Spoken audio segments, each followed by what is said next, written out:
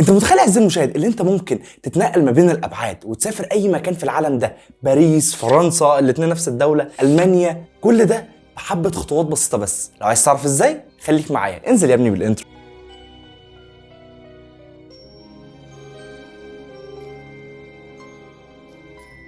بص يا عزيزي المشاهد، قبل ما نخش لك في الموضوع لازم اقول لك حبه حاجات بسيطه كده زي مقشرات. عامه الانسان بيتكون من 4 حاجات، والكلام ده مش كلامي، ده كلام الروحانيين اللي بيقوموا بالتجربه دي. والاربع حاجات دول هم يا عزيزي المشاهد، قد معايا. اولا الجسم المادي، ثانيا العقل الواعي، ثالثا الروح او ما تسمى بالروح الانسانيه، رابعا هو الجسم الاثيري. وممكن الجسم الاثيري ده اول مره تسمع عنه. بص يا عزيزي المشاهد، بالنسبه للجسم المادي هو الجسم اللي بيتكون من اجزاء واطراف واعضاء، اللي هو الجسم اللي انت شايفه، اللي هو الجلد، الضوافر، الوش، المعده، كل ده يعتبر جسم مادي، حاجه انت تقدر تمسكها بايدك. طب بالنسبه للعقل الواعي، العقل الواعي هو الحاجه اللي مسؤوله ان الانسان متميز بيه عن الحيوان. الانسان بيعرف يفكر وبيعرف يفهم، بس الحيوان مالوش نفس القدره دي، مع اختلاف طبعا القدرات. ده معنى العقل الواعي. طب بالنسبه للروح، الروح دي الذي لا يعلم امرها الا الله. الروح دي اللي موجوده جوه الانسان، اللي بتحس بالتقوى والايمان، بس ده مش موضوعنا دلوقتي، احنا موضوعنا في الجسم الاثيري. الجسم الاثيري ده عزيزي المشاهد حاجه لسه مش مفهومه لغايه دلوقتي، زي الروح تقريبا، لكن هو جسد اثيري. يعني بمعنى اصح ان الروحانيين بيقولوا ان انت في البعد اللي انت فيه دوت في الجسم المادي اللي احنا عارفينه، لكن جسمك المادي ده موجود في بعد تاني اسمه البعد الاثيري بهيئه الجسم الاثيري. والجسم الاثيري ده ليه الامكانيه انه يسافر ويطير ويروح حتت انت اول مره تشوفها، لكن بشرط واحد، والشرط ده انا هذكره لك في بقيه الفيديو، فخليك مركز معايا. الطريقه بقى يا عزيزي المشاهد اللي انت تسافر هي طريقه الاسقاط النجمي، ودي ممكن مش اول مره تسمع عنها، لكن اول مره انا هبسطها لك بالطريقه اللي انت هتشوفها ديت. الاسقاط النجمي يا عزيزي المشاهد هو ان انت بتطلع جسدك الاثيري من الجسد المادي اللي موجود في الواقع ده. يعني بالظبط انت بتتحول من واقع لواقع تاني خالص. والطريقه ديت هي الى حد ما تبان سهله وبسيطه، لكنها معقده وصعبه جدا جدا جدا. اولا لازم تهيئ المكان اللي انت قاعد فيه قبل ما تهيئ جسدك. وتهيئ المكان ده ازاي؟ اولا ما يبقاش فيه ضوضاء في المكان، ثانيا الاضاءه تبقى خافته علشان تركز في حاجه معينه، ثالثا تشغل على الاقل ميوزك، حاجه بسيطه كده سيمبل، علشان تبدا تخش في المود زي ما احنا بنقول، وهو مود الاسقاط النجمي. ازاي بقى تخش في مود الاسقاط النجمي؟ انت دلوقتي هيئت المكان المفروض، دلوقتي ما علينا اللي احنا نهيئ الجسد اللي هيعمل الاسقاط النجمي. اولا انت هتهيئ نقطتين بس من الجسد، وهو العقل والتنفس. ليه العقل؟ علشان العقل بتاعك يقدر يستوعب الحاجات اللي انت هتشوفها في رحله الاسقاط النجمي. طب بالنسبه للتنفس ليه؟ علشان ما يجيلكش نوبات صرع او نوبات هلع، وتقدر بقدر الامكان تتحكم في جسدك في الحاله دي. ما تقلقش يا عزيزي المشاهد، الموضوع هو الصراحه هو خطر عشان ما اكدبش عليك، وانا جربته شخصيا وما بقتش اجربه عشان الحاجات اللي قابلتني فيه، بس خليك معايا. تهيئ العقل عزيزي المشاهد عن طريق تمارين ايقاظ العين الثالثه، والتمارين دي هتلاقيها جدا على اليوتيوب وعلى جوجل وعلى ويكيبيديا. اكتب بس تمارين ايقاظ العين الثالثه، والتمارين دي بتفيدك عزيزي المشاهد ان انت ازاي تتقبل الواقع الجديد اللي انت عايش فيه، او بمعنى اصح الواقع الاثيري. جميل؟ هتمرن عقلك على الحاجات دي. بعد كده تبدا تمرن نفسك. في 3 انواع تنفسه انت لازم تتمرن عليهم، هو نفس الافعى، ونفس التنين، ونفس تقطيع النار بتاع تمارين اليوجا. التنفسه ديت انت حتى لو مش هتمارس الاسقاط النجمي، التنفسه دي بتزيد قوتك الجسديه على التحمل، لانها تمارين صعبه جدا جدا جدا، وانا جربتها انا شخصيا. وما انصحش الحوامل او اللي بيدخنوا يجربوا التمارين دي عشان هتوجع لهم صدرهم جدا جدا جدا. بعد عزيزي المشاهد لما تهيئ جسدك وتهيئ المكان، هتبدا فتره تهيئ الجسد بتقعد من شهر ل3 شهور. بعد كده هتبدا تحس بالكسل والخمول اللي انت مش قادر تعمل حاجه. طب ازاي عزيزي المشاهد والتنفسه ديت المفروض تقوي لك جسمك؟ لا، انت جسمك دلوقتي بياخد عادات قديمه يرميها في الزباله، طريقه التنفس العاديه اللي احنا بنتنفسها، لطريقه تنفس جديده تانية خالص جسمك مش متعود عليها، فطبيعي هتحس بالكسل. لكن اول ما تبدا تمارس الاسقاط النجمي، انت مش هتبدا تحس بالكسل، انت هتبدا تحس بحاجات غريبه جدا جدا جدا. والحاجات ديت منها يا عزيزي المشاهد ان انت هتبدا تحس ان انت بتطير. لا، انت مش بتطير، انت جسدك الاثيري بيترفع عن جسدك المادي. بمعنى اصح انت لو عملت الاسقاط النجمي دوت وانت نايم، هتبدا تحس ان انت بتترفع في الهواء، ودي مش انت بتترفع فعلا، لا انت قاعد زي ما انت، لكن جسمك الاثيري هو اللي بيترفع. طب دلوقتي عزيزي المشاهد تسالني سؤال بسيط جدا، طب ايه اللي انا هعمله ده وايه المخاطره الكبيره دي مقابل ايه؟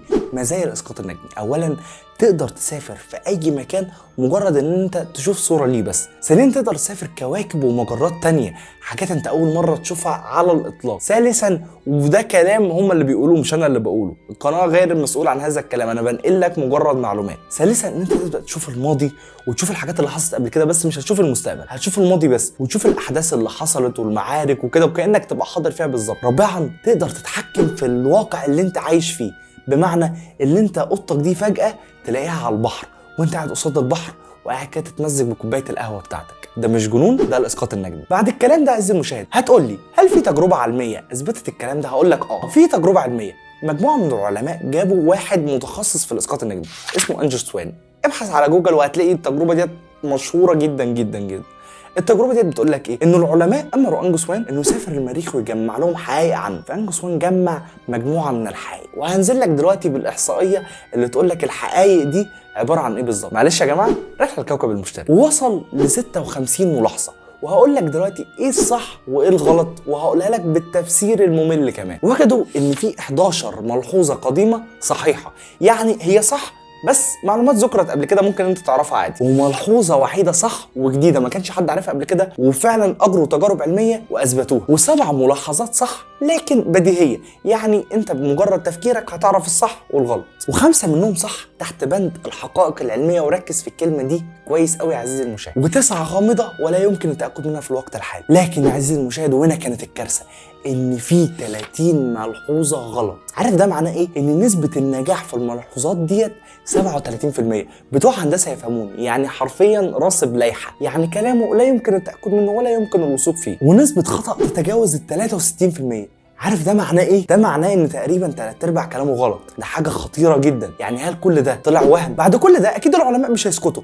في 2006 الدكتور اولا بلانكا اللي موجود في سويسرا قال انا لازم اعمل تجربه على بتوع الاسقاط النجمي. طب انا هعمل تجربه ازاي؟ انا هجيب جهاز رنين مغناطيسي واحطه على جمجمه شخص بيمارس الاسقاط النجمي. ملحوظه سريعه، جهاز الرنين المغناطيسي بيتحط على الدماغ وبيوريك الاماكن النشطه في الدماغ اثناء تاديه وظيفه معينه. فانا لما اجي احطه على دماغ واحد بيعمل اسقاط نجمي هشوف ايه المناطق اللي في الدماغ اللي شغاله بكثره عن بقيه الاماكن. وجدوا حاجه غريبه جدا، ان منطقه القشره الدماغيه هي اكتر منطقه شغاله. ده معناه ان انا لما ازود كهرباء لانسان عادي مش بيمارس الاسقاط النجمي هيظهر له نفس اعراض الاسقاط النجمي، وعملوا فعلا وده اللي حصل وبداوا يتخيلوا. اذا الاسقاط النجمي هو مش حاله نفسيه انت بتدخل نفسك فيها، لا هي حاله انت اللي بتصنعها لنفسك، بس بالتدريب بتبدا تمرن مخك ان انت تزود له كهرباء في اماكن معينه في اوقات معينه، فيبدا يدخلك في الحاله دي. حاجه زي كانك مثلا بتشرب مخدرات فانت دماغك بيوصل لحته ثانيه، لا انت بقى من غير ما تشرب او يدخل لك مدخلات انت بتطلع نواتج، فاهم؟ وطبعا بعد كل الكلام اللي انا قلته اكيد دي تعتبر من العلوم الزائفه، بمعنى ليس لها تاكيد علمي عن امكانيه الاسقاط النجمي. ليه؟ لانه في الاسقاط النجمي بيقول لك انا بقدر اشوف في الماضي واشوف، واحنا لسه قايلين ان دي حاله اصلا انت بتدخل نفسك فيها، فازاي هتشوف الماضي؟ ودي كانت حاجه اكتر حاجه اصلا مضايقاني في موضوع الاسقاط النجمي، لانه الماضي والمستقبل يعتبروا من الغيبيات ولا يعلم الغيب الا الله. وكان بيقول لك كمان في الاسقاط النجمي ان انت ممكن ترجع في الزمن وتتحكم وتقدر تفهم الحاجات اللي حصلت زمان. طب ما انا كده ممكن ارجع بقى لايام النمرود وافهم اللي حصل. لو ما تعرفش النمرود ففي فيديو هينزل لك هنا ايه هو النمرود. وفي نفس الوقت ممكن ارجع لايام اكلين لحوم البشر اللي كانوا موجودين في العراق. ايوه كان في اكلين لحوم بشر موجودين في العراق، وهيظهر لك فيديو هنا يبين لك مين اكلين لحوم البشر دول. لكن ممكن نستخدم الاسقاط النجمي في حاجه ممكن تفيدنا الى حد ما، يعني احنا نستخدمه في العلاج بالوهم. يعني بمعنى اصح، لو انت قدامك واحد مريض واديت له حبايه مكونه من بلورات السكر بس وشربتها له وقلت له دي ان شاء الله ربنا هيشفيك، ودي حبايه شديده جدا، انت هتحس بتعب لكن هتتشفي. هيحس بتعب وهيتشفي. ليه؟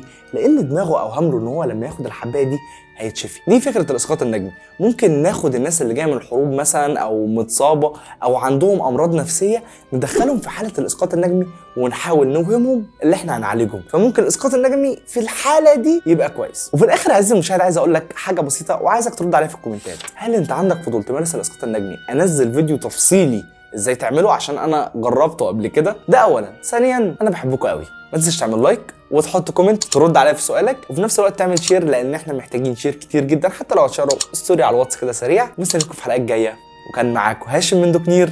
سلام.